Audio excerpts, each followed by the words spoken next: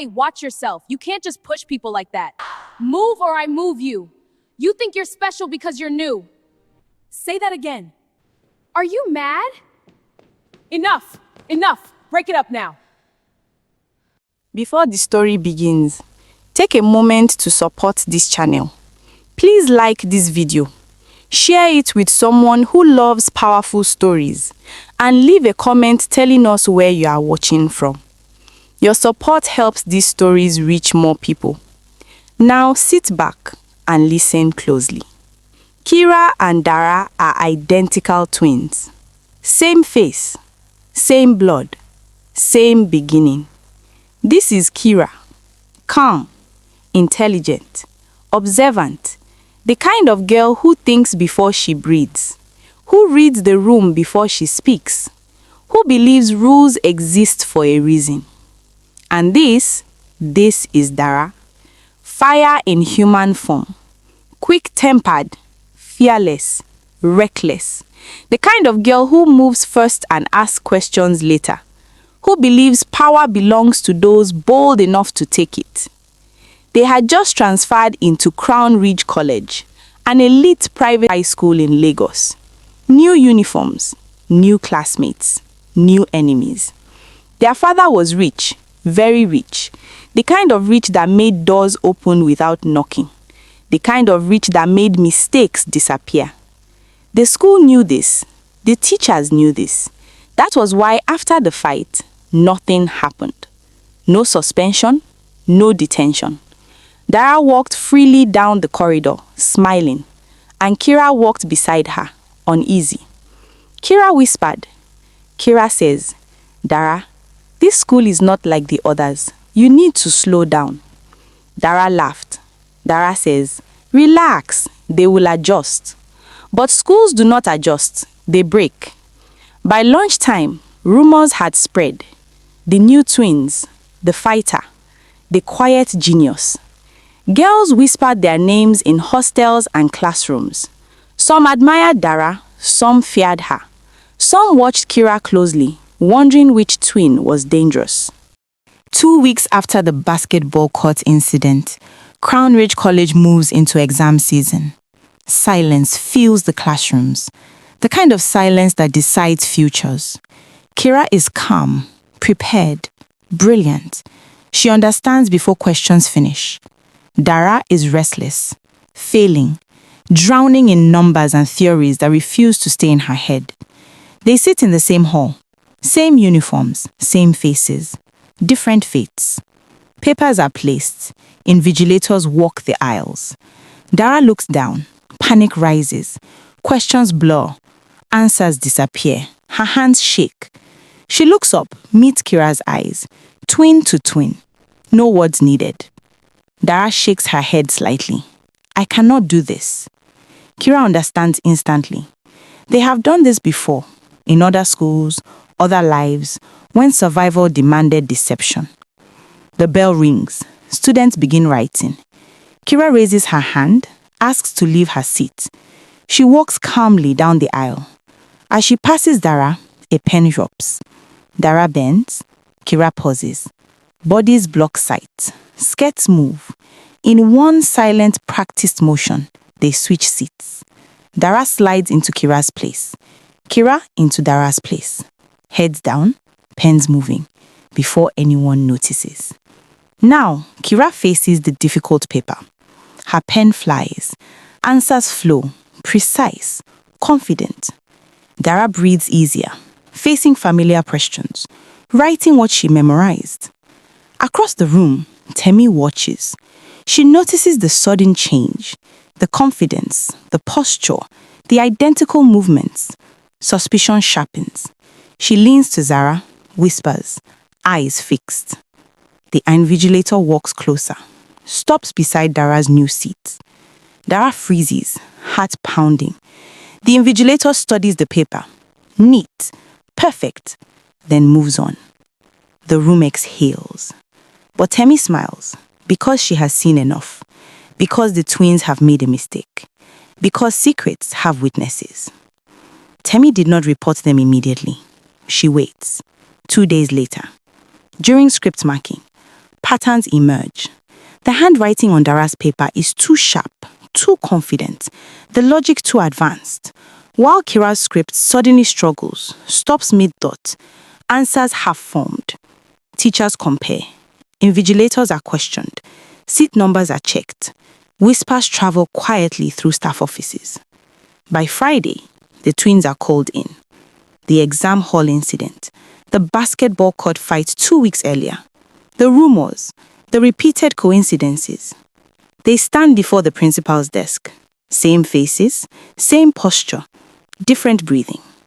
Kira stays calm, Dara trembles. The evidence is placed gently on the table. No shouting, no drama, just facts. The twins are caught. Cheating, impersonation, academic fraud. At Crownridge College, these are offenses that end futures. Suspension letters are already drafted. But Crownridge College is not just a school. It is a system. That evening, their father arrives. A man who does not raise his voice. A man who does not argue. A man who understands how things work. He sits with the principal behind closed doors. Long conversations, lowered tones, polite smiles. A leather briefcase changes hands. No receipts, no records, no witnesses. By Monday, the incident is resolved. The cheating becomes a misunderstanding. The basketball court fight becomes mutual provocation. The witnesses are advised to focus on their studies. Temi is warned quietly. Zara is reassigned to another class. The twins return to school. Uniforms pressed. Reputations intact. Officially, nothing happened. But something has shifted. Teachers look at them differently. Students whisper when they pass. And the silence that follows them is heavier than punishment. Because money saved them, but it did not cleanse them. One night, in the hostel, after lights out, the corridors are quiet, but the silence does not last. Whispers begin, soft at first, careless words passed in the dark. Whispers turn to arguments. Arguments turn to shouting. The hostel entrance door is locked. It is policy. Lights out means no movement, no one in, no one out. The key is with Esther, the hostel prefect, strict, by the book, proud of her authority. Kira is not there yet. She is still in the reading room, bent over her books, finishing an assignment, being calm, being careful, being herself. Dara realizes it too late. Her sister is locked outside. Dara storms towards the staircase, anger already rising. She meets Esther standing firm, key in hand.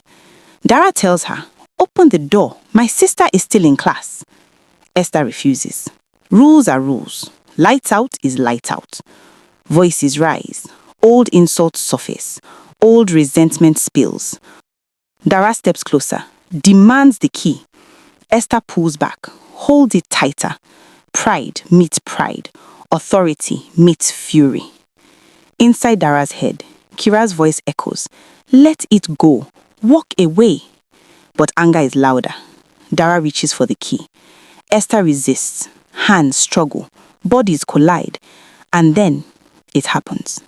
Dara pushes her. Just one push. Just 1 second. Just one mistake. Esther loses balance, misses the step, falls. The sound is wrong. Too heavy. Too final. Too quiet after. For a moment, no one moves. Then screams tear through the hostel. Lights come on. Doors fly open. Chaos erupts. Students rush out, but no one saw the push. Only the fall. Only the aftermath. Teachers run. Girls cry. Phones shake in trembling hands. An ambulance arrives. Sirens cut through the night. Esther is rushed to the hospital. By morning, the truth is everywhere and nowhere. Esther is in a coma. Doctors say they do not know if she will wake. Crownridge College freezes. Parents begin to call. Messages spread. Fear enters the building. Dara sits in a corner, silent, shaking. No blood on her hands, but guilt everywhere. That afternoon, their father arrives. Expensive suit, cold eyes, confidence built on money. He does not ask what happened. He asks who saw it. He does not ask how Esther is. He asks where the cameras are. The principal understands immediately. A meeting is called. Doors closed, voices lowered. Money changes hands. A lot of money. Enough to forget, enough to erase, enough to destroy. That night, the CCTV footage disappears. Files deleted, backups destroyed, truth buried. The official story is announced. It was an accident, a fall. No proof, no witnesses willing to speak. Dara is sent back to her room, protected, shielded. Kira watches everything. She says nothing. Not because she agrees, but because silence keeps their world intact. Dara looks at her sister, eyes full of fear, full of regret, full of something she cannot fight. Kira holds her hand, for the first time, unsure, because this time, no amount of calm can undo it. That was the moment everything changed. Violence crossed a line. Money erased truth, and a life hung in between. And even though the cameras were destroyed, the truth did not disappear. It only waited, because secrets like this do not stay hidden. They explode. 2 days later, the hospital goes quiet. Esther is announced dead. No miracle, no waking, no goodbye. Just silence, heavy, permanent. Her parents arrive at Crownridge College. Tired eyes, crushed voices, people who have lost everything. They ask for answers. They ask for the CCTV. The principal refuses. There was a system failure, he says. The footage was corrupted, he says. Lies dressed in paperwork. That same day, Dara's father returns. Not in panic, not in shame. With bags, heavy bags. Money again. Enough to seal mouths. Enough to buy sleep. He meets the principal behind closed doors. By evening, flights are booked. Private, immediate. That night, Dara and Kira leave the country. America. Far from sirens, far from questions, far from Esther. The school announces nothing. No names, no suspensions, no responsibility. Just silence. But the truth was not asleep. That same night, another student breaks down. She had been peeping from the window. Curiosity that saved everything. She saw the struggle, she saw the push, and she recorded it. Shaky hands, dark corridor. One clear moment, Dara pushing Esther. She sends the video straight to Esther's parents. By morning, the video is everywhere. News stations, blogs, social media. Screens light up. The country erupts. Crowds gather. Students protest. Parents shout. Justice for Esther. Where are the twins? Where is the father? Where is the truth? The principal refuses again. No comment, no records, no names. Anger turns physical. The next day, masses gather at the school gate, shouting, crying, demanding. Police hesitate, authorities delay, and then rage wins. Stones fly, windows shatter, fire catches, the school burns. Flames lick walls built on lies. Smoke carries years of silence. Crownridge College goes up in flames. Not just a building, but a system. Money can delay truth, but it cannot bury it. Power can silence people, but not conscience. And when justice is denied, the truth will find another way, even if it has to burn everything down.